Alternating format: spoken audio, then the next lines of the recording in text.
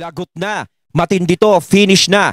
Kong Marcoleta, isiniwala, tao nag-fill in the blanks, BICAM report. Ayan, syempre itong balitang ating matutunghayan ngayon ay nagbula kay Malacanang Watch 2024. At ito po ang inyong lingkod na si BT na magbibigay ng reaksyon at komento dito sa video na ating matutunghayan ngayon. At huwag na natin pagtagalin at sabay-sabay na nating panoorin ang laman ng video na hatid sa atin ni Malacanang Watch 2024 at bibigyan natin ng reaksyon ang balitang ito. Pasok! Pag-usapan naman natin ngayon ang pahayag ni Congressman Rodante Marcoleta. Ayun! Siyempre bago natin simulan ang video ito, nais ko nga pala magbigay ng credits dito sa boses na madidinig natin ngayon at bibigyan ng reaksyon walang iba kundi si General Macanas. Siyempre supportahan natin yan, the General's viewpoint. Ipagpatuloy natin. Blank items sa BICAM report. Sabi niya, alam daw niya sino ang nag-fill in the blanks. Ito, i-share ko sa inyo alam ni Kong Marcoleta. Reaksyon o vlog ni Pinoy Views and Opinions. At dagdagan ko na lang ng aking reaksyon mamaya. Alam po raw ni Congressman Marcoleta, mga kababayan, kung sino ang posibleng nagpalit o nag-fill in the blanks doon sa mga blankong provision sa report ng Bicameral Committee tungkol sa 2025 budget. Sabi pa ni Marcoleta, dalawa lang daw ang salarin, mga kababayan. Nako! Dalawa lang daw ang salarin. Ang pamunuan ng Congress o ang DBM. Dahil una-una, ang final na copy dito, mga kababayan, ay dadaan at aaprubahan ng DBM. At pangalawa, ang huling mag-i-imprenta nito ay ang Kongreso!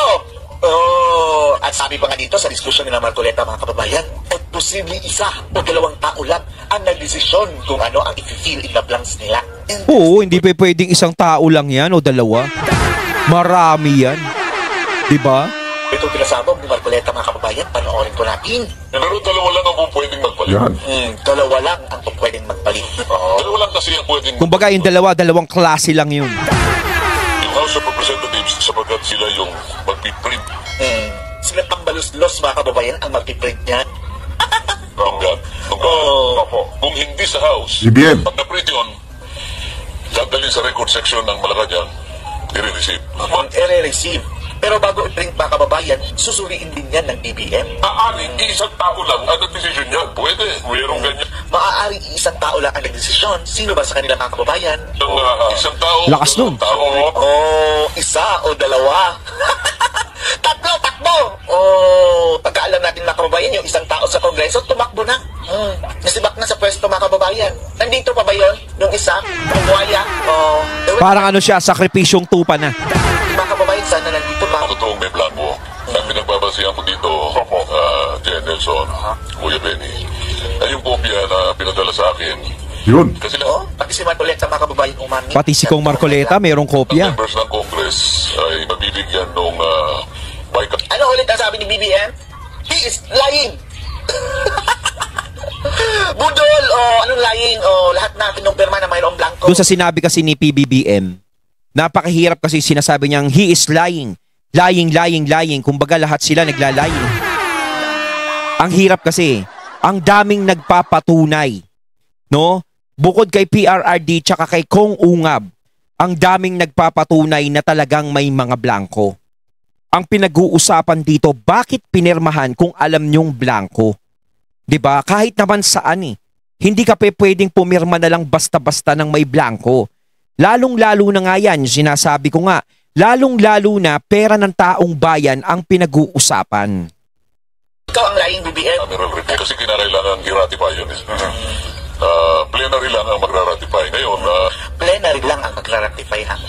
dahil sa i-ratify yan, mapipilitan silang bigyan kami ng kopya. Ngayon, ang kopya po ay pinadala sa amin sa magitan ng email. Ngayon, kami mahigit na 300 ang nagpadala ng email sa amin, opisina ng Secretary General. So Paululan, mga kababayan, yung ginawa ng Kongreso.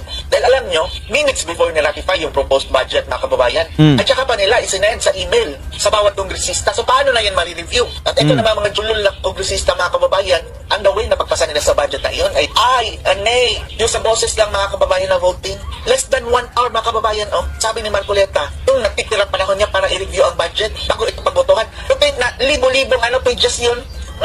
Yan nila minagic mga kababayan. Tapos itong mga buhayang sunod-sunuran, sige pa sana yan. Ang daming mga anomalya. Kita po nyo doon, iba-ibang... Grabe yung mga anomalyang nangyayari ngayong panahon na to, no? Hindi lang taon na to.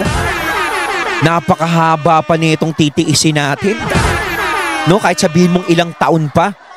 Ano pa kaya ang mga lalabas na issues galing dyan sa inyo? 'Di ba? Ang mga taong bayan ang nagsasuffer dahil sa mga ginagawa ninyong yan. At kami ay nagpapasalamat dun sa mga taong may malasakit sa aming lahat, sa taong bayan. No? Gaya ng mga naglalabas ng katotohanan. No? Kung wala yung mga yan, sigurado lahat ng mga tao ngayon ay nako. Para tayong tanga lahat. No? Iba-ibang minuto, iba-ibang oras. Kasi sa 300, di naman niya sabay na mayari yun eh. Opo. Send Sa sa akin, email. sa panig ko, dahil letter M ako eh. Na-receive ko, kasi tinignan ko yung oras, na December 11, 2024, at 6:27 6:27 PM. Tapos pinasa mga kababayan, alas 7. Nasa lampas kalahating oras na lang ang panahon niya para mag-review ng budget. So paano na yan? Ano naman nakakita ng pagkalaki-laking budget, 6.325 trillion pesos? Bakit naman hindi mo kami bibigyan ng pagkakaso makapagtanong? Yung first day mga kababayan, matagal yan nilang pinagtalunan ng budget. Kumbaga parang habol oras na yon, no? Inaral si Marcoleta. Talagang parang mapapapirma ka na lang ng mabilisan. Parang technique, no? Para mataranta ka. Ipapasa ko sa'yo ng rush na. Wrangler din, sina Garin, pati na lang si Acosta. Kasama ko marang doon, sina Estela Kibuluslos.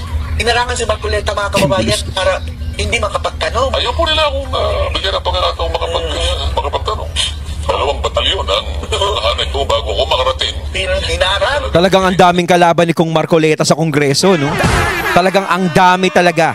No? Kasi alam naman natin si Kong Marcoleta ay tutol sa ginagawa ng mga humaharang sa kanya doon. At yung mga humaharang na yon, Diyos ko, hindi ka naman kasi haharangin kung wala kayong tinatago. 'Di ba? Kung may tinatago kayo, talagang ganyan. Haharangin mo talaga. Pero kung ikaw talaga open ka, kaya mong patunayan sa lahat, bahala ka sa buhay mo kung anong gusto mong itanong, kung ano gusto mong iimbestiga sa amin. 'Di ba? Gawin mo. Hindi ka namin haharangin. Yun yung mga tao talaga na walang ginagawang kasalanan. Pero kung ikaw masyado kang sa sarili mo, 'di ba? Masyado mong dinidepensahan yung sarili mo, ay may iniingatan ka. Discourage sila mo na.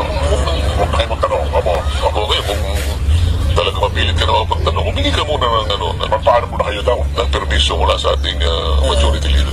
Ganyan sila kahudas mga kababayan dyan sa Grabe, Congress. no? Kaya yung sinasabi ni Kong Marcoleta, hindi na siya masaya sa Congress. Kaya tama lang yung desisyon niya na tumakbo siya bilang senador. Sa korupsyon Nakaka-insulto yan, Kuya Benny. Saan ka nakakitang... Tama.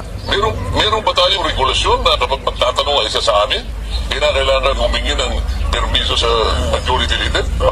Bakit yung mga minority, kamukha ng mga bayan black? Sila Francine Castro mga kababayan. Ba't sila salita ng salita?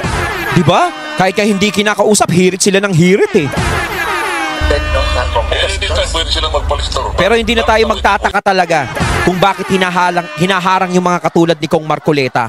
Alam na natin yun mga katunay, gets na natin. Balik tayo doon sa So nawala na ako nagkakaroon na yun. Tinignan ko na lang kung talagang hanggang sa tumating ang BICAM. Pinakuna ko na litrato. Ito na mga kababayan ang resulta ng Talagang BICAM. sininag na yun. Alas 7 ng gabi. Alas 7. Okay. Opo, alas 7. Alas 7 ng gabi. Pinakamagbilis na Receive din Marcoleta, 6 p.m. na pasado mga kababayan. magbasa at mag-analisa ng mga pictures. 7 mga admin na receive. Hindi, 6:27. 6:27. Oo. Less than 1 hour o mga 30 minutes na lang ang natitira. Higit na 200 pahina yung report na yun. 33 minutes. Okay. Ngayon, ang napansin ko doon sa huli, wala naman akong pagkakataong mag-object. Wala ako doon eh. Dapat na nag-object yung nandun at nakita na nila yun. Kasi nakita ko doon, mayroong 13 pahina. Doon mismo sa aspeto ng special provision. Dito nagkakaroon ng problema talaga. Pagka sisingitan na nila yung special provision. 13 pahina yun, Kuya Benny. Tingnan mo lang. Ano yung parang may sasakyan ako nadidinig? Pagsama-samahin mo yung blanco doon sa 13 pahina, 28 blanks. No? 28 pala. Ang dami namang blanco niyan. Sus ko, kung lalagyan mo lahat ng mga presyo yan, pagpalagay mo na lang, no? Bilyon-bilyon ilagay mo dyan. Ang laki ng lalabas dyan. Grabe. Okay lang sana kung isa lang yung blanco eh. Kaso 28 blanks. Grabe naman ah. Grabe ba? So, knock-knock, BBM. Ano sabi mo, he is lying? Andyan ang mga blanco o katulad ng blankong utak. Skoy, sinasabing he is lying. Parang sinabi naman niya na napakadami namang sinungaling. Kasi hindi lang naman isa o dalawa ang nagpapatunay na may blanco. Paulit-ulit nating sinasabi yan. Ang tanong natin, bakit marami ba may blanco?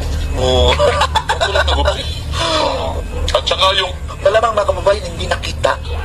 Dahil time constraint minadali. Sumakuleta nga 6:27, 33 minutes na lang ang natitira mga kababayan para review. Wala na talaga. Kahit isang oras pa. Sa dami pang pages noon, nalusutan sila mga kababayan. Mantakin mo, libu-libong pages tapos ilang minuto na lang nalalabi sa'yo. Diba? Parang sinasabi doon na, pirmahan mo na, wag mo nang basahin. Diba? Dapat bigyan mo ng pagkakataon yung pipirma na mapag-aralan yan. Gaya na sinasabi ni Kong Marcoleta. Parang ang nangyayari, pirmahan mo, parang sa pelikula, diba? Pirmahan mo na lang yan, wag mo nang basahin. O, diba? Malay mo kung ano ba yung nakalagay dyan. Siyempre talagang hindi mo mapapansin kung ano yung blanco doon sa pagmamadali mo. Diba? Magkakaduling-duling ka pa ron. Kabuhay na para lumusot ang blanco. Sila na mag-feel o magkano kayo makikipag nila doon. kopya ko kasi. Billions of pesos. Parang yung sinasabi, no, hindi na natin lalagyan yan. Kumbaga, blanco na yan kasi nagmamadali tayo. Ang galing nyo naman. Nakadala sa akin, may email, may pirma. Pirma na lang bite ha, meron na. Bilangin ko per page. Nagbabari Merong 13, merong 13 tao pumirma, meron namang 11, merong 12. Naglalaro lang doon. 11, 12, 13, 11, 12, 13, 12. So yung mga pumirmang yun parang mga tanga. Kasi hindi nagbabasa. Hindi nila alam kung may hindi nila alam na may blanco.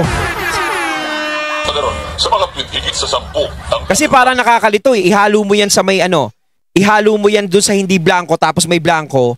Halo mo sa blanco na hindi blanco. 'Di ba? Nakakalito. Tapos pipirma ka talagang mapapirma ka. 'Di ba? Tapos ganun karami tapos minamadali ka pa. 'Di ba mga katunay? Ilan po bang representante ng Teknik bawat, House at Senado? Alam ko, 12 sa Senado, 12 kaya marigigit pa. Siguro 15, minimum of 12, maximum 15. Ngayon, ang kukunin lang naman yung majority. Yan po yung tinatawag para usakan naman ng ating manunood.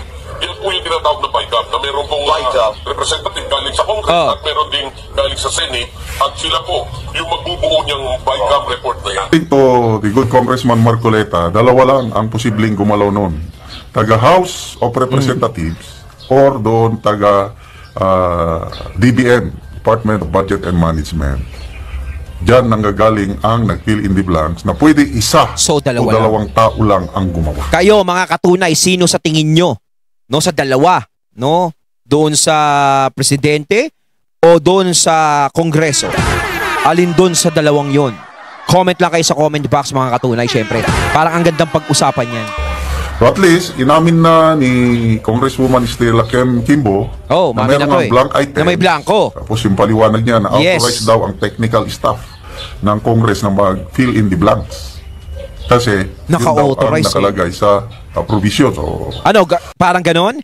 Kapag may papipirmahan, lalong-lalo na kung budget yan, kahit may blanco, okay na yon. Diba? Parang binibigyan nyo naman ng katwiran na kahit ano pirmahan nyo, kahit blanco, pirmahan nyo na. Diba? Parang pinapayagan nyo ng ganun na maging tanga lahat ng mga tao. Ginagawa nyo lang kaming tanga. Diba? Kasi yung mga typographical errors, pwede daw i-correction. Kaya lang, ang hindi masagot... Error? Ibig sabihin, napansin kung may error? Ulitin ko, pera po ng taong bayan yan, hindi pa pwedeng magkaroon ng error. Ni Congresswoman Kimbo, hindi pwedeng ganun. Yung pag-fill in the blanks ng mga amount, budget, millions o billions ang involved, considered ba yun na typographical o grammatical errors? Yan ang hindi nila masagot. Kaya salamat tayo at naisampa na ang petisyon sa Supreme Court tungkol nito. Hintayin na lang natin ang aksyon ng kataas-taasang hukuman. Ayon, at ating natunghayan ng video na nagmula kay Malacanang Watch 2024. At syempre natunghayan natin ang boses na yon na nagmula kay General Macanas. Kayo mga katunay, anong masasabi nyo? Yung pagpipilian kanina mga katunay, alin dun sa dalawa? Sino ang merong magic? Comment lang po kayo sa comment box. So once again, I'm BT and I'm out. Peace.